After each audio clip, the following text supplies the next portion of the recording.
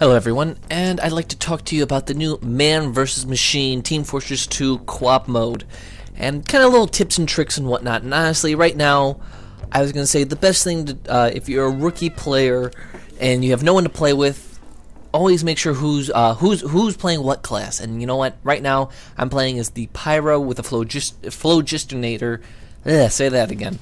And you know what? The best thing to do, especially in the first round, if you don't see any rockets, especially because you'll most likely just have the close combat types, is to do damage on your first thing, especially with the Pyro. Now, honestly, the reason why I chose the flogistnator is because if you do enough damage, you can do the oomph move or whatever it's called, and regains health. So pretty much you engage, blitz in, get the hell out of dodge, and then hit it immediately so you can heal yourself.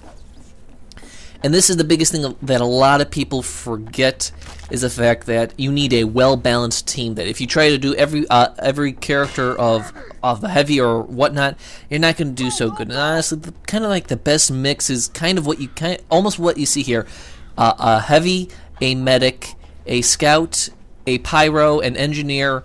And honestly, there should be another guy. He drops out later on. He drops out, but pretty much a rocket man, a soldier, or anything else. I mean, like this is like kind of like the best combination, where it gives you pretty much the best of a little bit of everything. You get the heavy who can deal damage and take a lot more damage. The medic that can heal you, and honestly, you can take a perk that for every kill you gain health, but you really do need a medic to heal you really quickly so you can stay in the fight and take damage and push people back. Yeah, high five on that idea, thank you.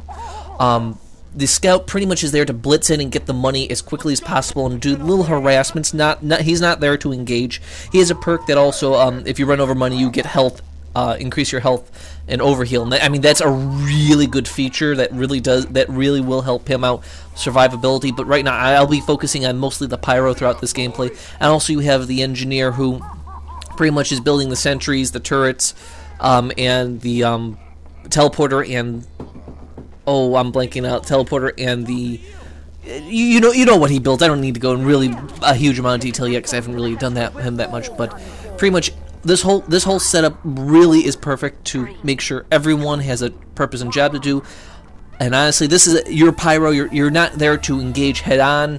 This first round you can engage head on, but it's not going to be really mattering so much. And the first wave is usually the easiest. Wait till they come down here. Do not engage. Do not charge them. Do not force them. Don't shoot them until they hit the ground, because that's when you can do damage. I mean, if you're in desperate need to push the enemies back, you can with rockets, but most of the time it's best just to be up front, do this, kind of just keep them at bay, shoot them. As you can see, I took damage. The medic is healing him. I do my oomph, and this is literally almost a cheater's way to have a second, not have to worry about the medic so much, because the pyro, you're not supposed to be up in the grill, up in the meat of things. But I mean, this is what I really like to focus on, is that the first level almost always do damage, especially for these other classes, especially in the first one, because you really want to take these enemies out really quickly, as quickly as possible. And honestly, placement of these turrets are very important. Honestly, this is just a very simple idea. You can see how these enemies are just running through pretty much one spawn point, and there's not much more worry. Excuse me. And honestly, this is the biggest thing. Always get your health. Always get your ammo. You need the dispenser to be easily accessible, and if you take damage, you always hit the oomph button for this. And this is why I like the flogistnator. I feel it's a little broken right now. And there's really nothing wrong with it being broken right now, because this game really gets crazy the longer you play this. This is on boot camp. I didn't have the money when it first started out to do man up, and those levels are really difficult. And I'm not kidding you when I say really difficult. It's not like, oh, they will hand you your ass left and right. The difficulty ramps up, and that's definitely, you need someone who knows what they're doing immediately. You don't just expect a little bit, oh, okay, I did something. You really need to hold your own against it, and it's really difficult. And as you can see, the next round, there's no explosive damage, and there's just a few mini gunners, heavies coming, robotic heavies. So I felt that the best idea right now pretty much would be to beef my damage so I can take them out really quickly. And since we also have the super big pyros coming in, I didn't have to worry about explosive damage. And this is the one problem with the engineer. Engineers, put your engineer teleporter in the middle of those two spawns. Don't put it on one side, because you just where you spawned at. It may seem like a great idea, but if you put them on both sides, people spawn on both sides when they die, and it's better to have it on both sides because honestly, those few extra seconds of respawn do matter. They really seriously do matter. Do not ignore it. Do not forget it. It is very important to make sure that teleporter is right in the God blessed middle. It is infuriating because when you really need to get to the front lines quickly, be you a heavy or whatnot, you need to move quickly, and the fact that those few extra seconds it takes you to cross to the other side, you may think it's saving the other side a few extra a second or two, but when the other side has 3 or 4 extra seconds just to get there, it's better to have it split evenly between the two. And honestly, you can kind of cheat if you have a second engineer if you take out the rocket man soldier, but I mean seriously focus on that, and honestly you can see easily that the engineer is a very good person to hold people to do some extra damage and easy ammo reloads for your team, but your most important players are actually your support characters in this, being the medic, because the medic will keep a lot of the characters in the front lines, and you can easily, if you need to, switch between, you can use your either Kritzkrieg or Quick Fix and stuff like that that heals you really quickly, because honestly the best one is probably Quick Fix, because you want to have your units healed as quickly as possible, because health is the most important thing in here. You see, I got a little too gutsy. I charged a little too much in there. I should have healed up, and that's the other thing. You gotta learn to, with a pyro, as usual, hit in, hit out. You don't hit in. You don't just slam in and keep on expecting to do more damage. And as you can see, I have to go all the way over there, and like this is what you never do. You make sure it's right in the middle so it's an even space so you can get there really quickly. And it forces you to, if you can do it, wait your way through there. Another time I got a little too gutsy. I didn't pay attention to who was shooting me. And it's the fact that you got to really pay attention. This is a game where you must focus your attention on enemies and never freak out with what's happening. And yet again, yeah, right here it may have been 1, 2, 3. But it's the fact that how much quicker would have been the other time. And the fact that, yes, you always grab the money because it will give you extra bonuses on your ammo. And this is the time where you can see we have scouts, looks like spy, and a tank. And definitely right now, since we don't have to worry about any other extra damaging characters, putting more money on damage is the best move right now, because you don't have to worry about the damage of these other classes, because honestly when the later rounds come, you're going to want to put your points into anti-explosive resistance and stuff like that. And I mean, this is the real focus of most of the pyro, is the initial damage, because this is what you're going to do. You can also later on get the back burner for extra critical damage if you hit from behind, because honestly you shouldn't be charging head first. As I said before, you should be hitting from the side.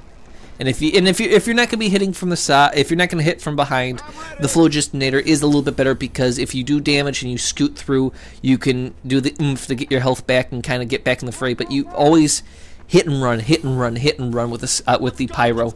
Don't try to be the heavy and just charge your way in. The best combinations are, it's really hard to argue which is the best combinations, because the heavy is really good, especially with the brass beast. The guy was really smart. He knew what he was doing with the upgrades. Honestly, this is the first stage of it, and there is a lot of downtime. Make sure you get everyone to agree to toggle ready. There's some people that won't. They'll just keep on just waiting because they don't feel like hitting it, and they want to wait for the timer to run down. Always remember, be prepared to hit the ready button. It does get frustrated when there's a few people that won't do it. But you know what? These are pickup games. I usually choose pickup games because they actually are a larger challenge than having with your buddies, because your buddies know what they're doing, know how to interact with each other, and everyone knows what they're doing. It's a bigger challenge to have a pickup group to really start attacking. And truth be told, honestly, the extra ammo does help out in later rounds. And honestly, these beginning stages are very short, these boot camp ones, but these are the best ones to try out, get your boots wet, to figure out what you're doing, how to do it, and it makes it easier for you to kind of understand. I like to say, everyone, thank you. These are my little tips and tricks. I will probably give more later on. I'll probably give some more later on in the future with different classes and the same classes with different weapon loadouts. I've been playing this for a while, and I felt I have at least something I feel I should tell people. I'm not the best player, but it's also I always felt that honestly I have an idea. I'd like to help my community of Team Fortress 2 and whatnot. And honestly, this is the other thing, is that you're going to have spies coming in this round, and the pyro is pretty much one of the best classes for this round. Mainly because you're going to be needing to spray people left and right to clear out, to make sure your own people are not going to get hurt. The only other character that can do that pretty easily is the heavy with one of the new modern weapons that shoots flames out around you.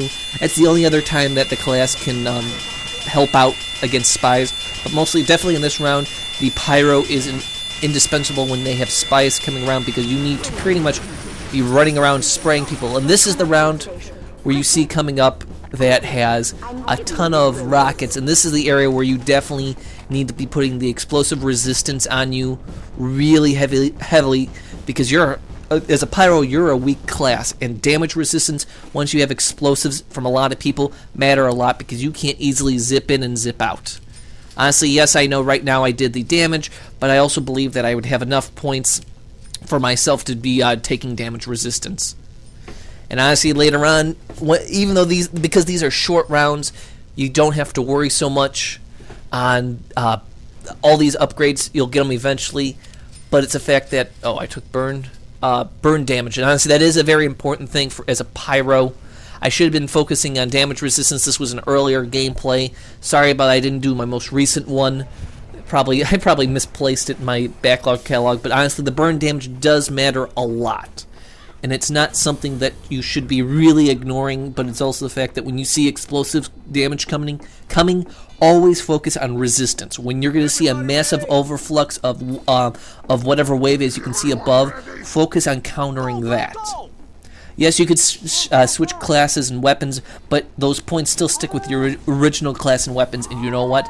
Always think about your plays. The first round of whoever chooses what class is pretty much what you should try to stick through the whole level. I know this is a long-winded explanation and little tips and tricks. I hope this helps. I'd like to say, everyone, thank you, and I hope you enjoy the rest. And good night. Protect this facility. 5, 4, 3, 2, 1.